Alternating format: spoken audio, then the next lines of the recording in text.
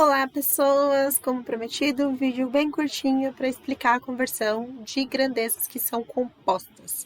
Então, como eu disse, ia tentar fazer aqui, mostrar para vocês a questão da velocidade, e aí na lista de exercícios de vocês tem alguns outros casos de conversão para serem feitos. Já peço desculpas pela letra de novo, porque eu tô sem a caneta, então vou ter que escrever com a mão mesmo.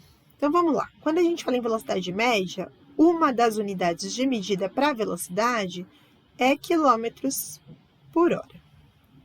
Quando a gente vai converter para uma outra unidade de medida bastante comum, que é metros por segundo, a gente precisa fazer a conversão tanto de quilômetros para metro quanto de horas para segundos, ok?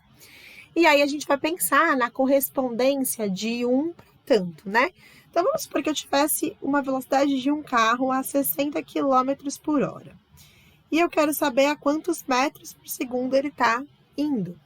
Então, a primeira coisa que a gente faz é converter uma das variáveis que compõem esta grandeza e depois a outra. Vou converter primeiro de quilômetro para metro. E a gente viu na aula que quando eu converto de quilômetro para metro, eu multiplico por 1000. Então, convertendo de quilômetro para metro, isso aqui vai corresponder a 60.000 metros por hora. Não por segundo ainda, a gente só converteu de quilômetro para metro.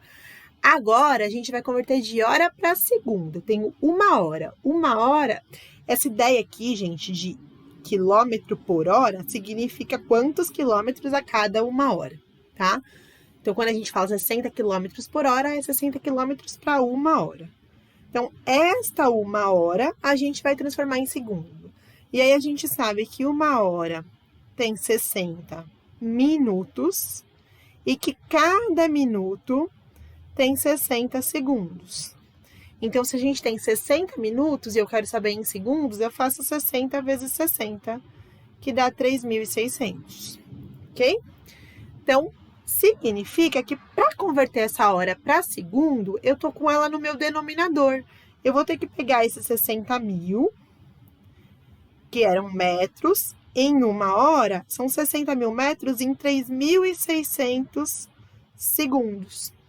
Como a relação que a gente quer não é de 60.000 para 3.600, e sim de tanto para 1, a gente vai fazer essa divisão, efetuar essa divisão, ou simplesmente simplificar o que a gente tem aqui, né? Então, como se eu estivesse dividindo, divido por 10, divido por 10 de novo, agora eu consigo dividir por 6, fica 100 sobre 6, e aí ficaria com 100 dividido por 6, que essa divisão não é exata, mas se a gente for fazer, 100 dividido por 6 dá 1, sobra 4, abaixo um 0, dá 6, sobra 4, não tem o número para baixar, coloco a vírgula, fica 40, 6, 6, 6, 6, 6.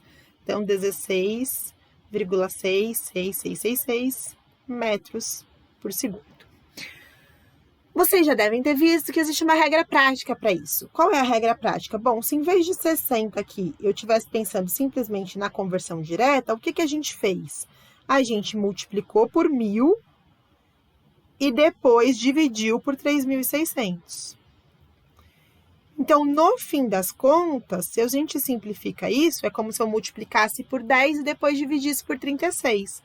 Ou simplesmente dividindo por 10 de novo, é como se eu multiplicasse por 1, que dá na mesma do que não multiplicar por nada, e depois dividisse por 3,6. Então, por isso que a regra prática é, para passar de quilômetro por hora para metro por segundo, divide por 3,6.